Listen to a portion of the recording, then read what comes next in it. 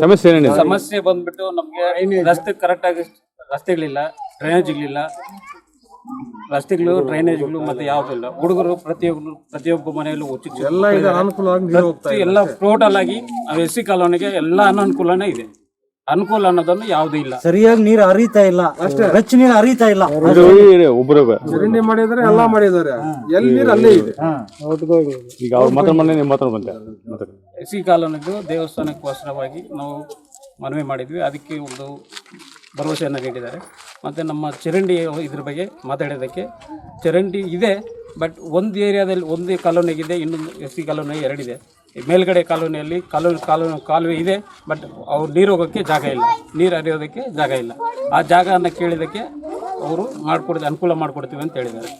ಮತ್ತು ಈ ಕೆಳಗಡೆ ಇದು ದೇವಸ್ಥಾನ ಬೀದಿಗೆ ಬರೋದ್ರಿಂದ ಇಲ್ಲಿ ಚರಂಡಿ ಇದೆ ಮತ್ತು ಅದು ನೀರು ಹೋಗೋಕ್ಕೆ ಜಾಗ ಇಲ್ಲ.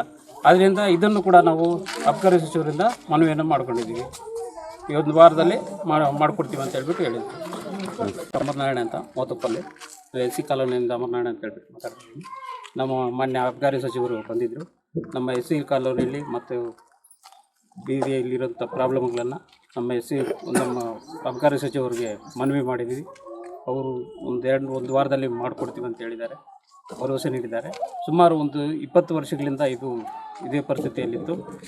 ಇವಾಗ ನಮ್ಮ ಅಬಕಾರಿ ಸಚಿವರಾದಂಥವ್ರು ಬಂದಿರೋದ್ರಿಂದ ಇವಾಗ ನಮ್ಮ ಕೆಲಸಗಳೆಲ್ಲ ಅನುಕೂಲ ಮಾಡಿಕೊಡ್ತೀವಿ ಅಂತ ಹೇಳ್ಬಿಟ್ಟು ಭರವಸೆ ನೀಡಿದ್ದಾರೆ. ಸಮಸ್ಯೆ ಏನೇನಿದೆ ನಾರಾಯಣ ಅಂತ ಸಚಿವರ ಹತ್ರ ನಾವು ಆವಾಗಲೇ ಮನವಿ ಮಾಡಿದ್ದೀವಿ. ನಮಗೆ ತುಂಬ ಸಮಸ್ಯೆ ಇರೋದು ಡ್ರೈನೇಜು, ಆಮೇಲೆ ಕುಡಿಯೋ ನೀರು ಕೂಡ ಓವರ್ ಹೆಡ್ ಟ್ಯಾಂಕ್ ಇದ್ದರೆ ಪ್ರೆಷರ್ ಆಗಿ ಬರುತ್ತೆ ಸರ್.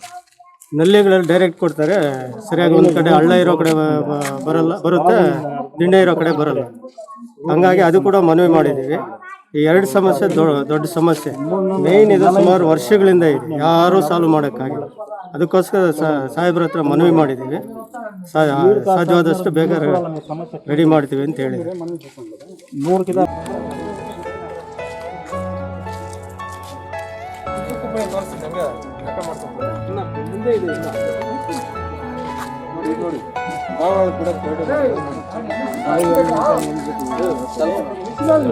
ಬಾವಿನದ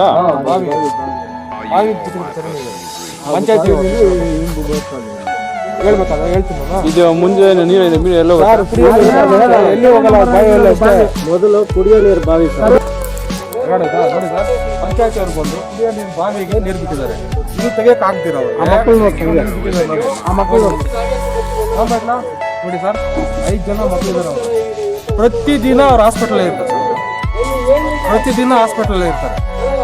ಒಳ್ಳೆ ಕಾಟ ಜಾಸ್ತಿ ಪಾಪ ಇಲ್ಲೇ ಶ್ರೀನಿವಾಸ್ ಕೊಡ್ತಿದ್ರು ಪಾಪ 3 ಲಕ್ಷ ಖರ್ಚು ಮಾಡಿದ್ರು ಸರ್. ಈ ಟ್ರೈನೇಜ್ 3 ಲಕ್ಷ ಸರ್. ಪಾಪ ಅವ್ರು ಬಡವ, ಎಲ್ಲಿಂದ ತರೋಕ್ಕಾಗುತ್ತೆ? ಎಲ್ಲಿಂದ ತರೋ ಸರ್ ಅವ್ರ? ಹಿಂದೆ ಇದ್ರಲ್ಲ ಸರ್ 20 ವರ್ಷದಿಂದ ಇದೇ ರಾಮಾಯಣ. ಮೊನ್ನೆ ಸಚಿವರು ಅವರು ಬಂದಿದ್ರು. ಹೇಳ್ತಾರಂದ್ರೆ ಹಿಂದ್ಗಡೆ ಇದ್ರಲ್ಲ ಶಾಸಕರು, ಅವ್ರಿಗೆಲ್ಲ ಮನವಿ ಮಾಡಿದ್ರು ಸರ್. ಯಾರು ಮಾಡಿದ್ರು? ಮತ್ತೂರು ಮಂಜುನಾಥ್ ಮಾಡಿದ್ವಿ, ಮತ್ತೆ ಇವ್ರು ಮಾಡಿದ್ವಿ. ಮಾನ್ಯ MP ಆಗಿದ್ರಲ್ವಾ KH ಮುನಿಯಪ್ಪರು, ಅವ್ರಿಗೆ ಮನವಿ ಮಾಡಿದ್ವಿ. ಎಲ್ಲರೂ ಬಂದ್ರು, ಎಲ್ಲರೂ ಹೇಳ್ತಾರೆ ಮಾಡ್ಕೊಡ್ತೀವಪ್ಪ ಅಂತ ಹೇಳ್ತಾರೆ, ಆದ್ರೆ ಯಾವುದು ಕೆಲಸ ಇಲ್ಲ ನೋಡಿ ಸರ್. ಈ ತರ ಇನ್ನೂವರೆಗೂ ಮಾಡಿಬಿಟ್ಟಿದ್ದಾರೆ ನೋಡಿ, ಕುಡಿಯೋ ನೀರು ಬಾಯ್ಬಿಟ್ಟಿದ್ದಾರೆ. ಈಗ ಸಚಿವರು ಬಂದಿದ್ರಲ್ಲ, ಅವ್ರು ಹೇಳ್ಬಿಟ್ರು ಹೋದ್ರಲ್ಲ, ನಿಮ್ಮ ಎದುರಿಗೆ ಹೇಳಿದ್ರು. ಒಂದು ವಾರ ಭರವಸೆ ಕೊಟ್ಟಿದ್ದಾರೆ, ಕರೆಕ್ಟಾ? ಅದು ಕೆಲಸ ಆದ್ರೆ ಸರ್ ನೋಡಿ ಸ್ವಾಮಿ, ನೀವು ಬಂದು ನೋಡಿದ್ದೀರಾ ಇಲ್ಲಿ ಎಲ್ಲ. ನಾವು ಎಲ್ಲ ಮನವಿ ಮಾಡ್ಕೊಟ್ಟಿದ್ವಿ. ದಯವಿಟ್ಟು ಒಂದು ವಾರದಲ್ಲಿ ನೀವು ಕೆಲಸ ಸ್ಟಾರ್ಟ್ ಮಾಡ್ಕೊಟ್ಟು ನಾವು ಸಚಿವರು ನಿಮ್ಮಿಂದ ಅನುಕೂಲ ಆಗಬೇಕು. ಅನುಕೂಲ ಆದರೆ ಮನವಿ ಮಾತಾಡ್ಯ